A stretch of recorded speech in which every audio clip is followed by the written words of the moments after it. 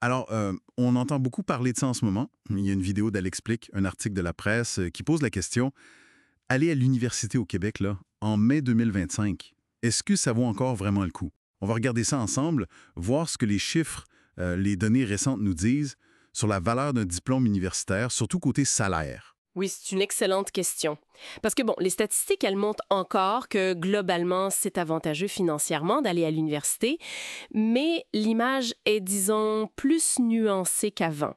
C'est plus aussi net comme avantage et ça prend plus de temps avant de le voir concrètement sur la paye. Oui, il y a un chiffre qui m'a vraiment frappé dans ce qu'on a lu.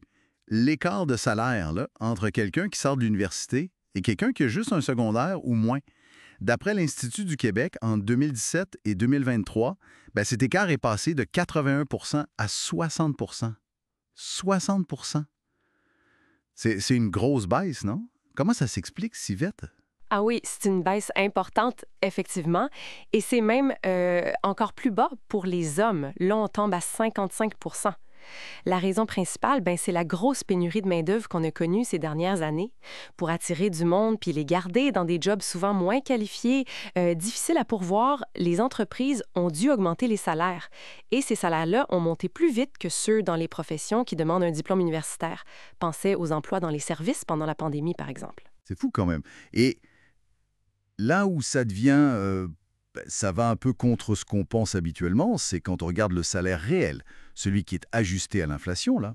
Entre 2017 et 2023, le pouvoir d'achat des travailleurs qui ont un secondaire 5, il a augmenté de 10 10. Et pendant ce temps-là, celui des diplômés universitaires, lui, il a baissé de 3 Ça vient un peu brasser l'idée que le diplôme, c'est la protection absolue, hein. Tout à fait. Ça montre bien comment une très forte demande pour certains types de travailleurs a pu temporairement inverser la tendance habituelle sur cette période précise. Les salaires des universitaires, eux, n'ont juste pas suivi l'inflation au même rythme. Surtout qu'il y a des métiers très payants, très en demande, qui ne demandent pas de passer par l'université. On parle de la construction, électricien, plombier. Les sources le disent bien. C'est des secteurs qui cherchent du monde, où les salaires sont bons dès le départ. Puis on note aussi que c'est souvent des métiers où il y a plus d'hommes. Ça aide à comprendre pourquoi l'écart salarial est moins grand pour les hommes diplômés par rapport aux non-diplômés. Exact. Et il faut ajouter un autre élément important dans l'équation. L'immigration récente. Le Canada a accueilli beaucoup de nouveaux arrivants dernièrement. Et une bonne partie d'entre eux sont très diplômés. Statistique Canada nous dit qu'environ 55 des immigrants récents ont un baccalauréat ou même plus. Comparez ça à 32,6 pour les jeunes adultes nés ici. Ah! Donc, ça veut dire qu'il y a plus de compétition pour les postes qualifiés. Ça pourrait comme tirer les salaires vers le bas ou rendre ça plus difficile de trouver une job pour nos jeunes diplômés.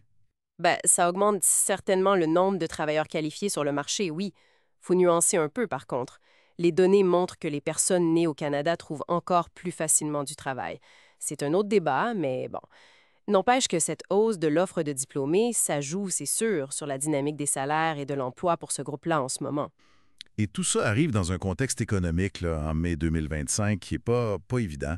On parle de ralentissement, il y a les effets des taux d'intérêt qui étaient hauts en 2023, des craintes de guerre commerciale.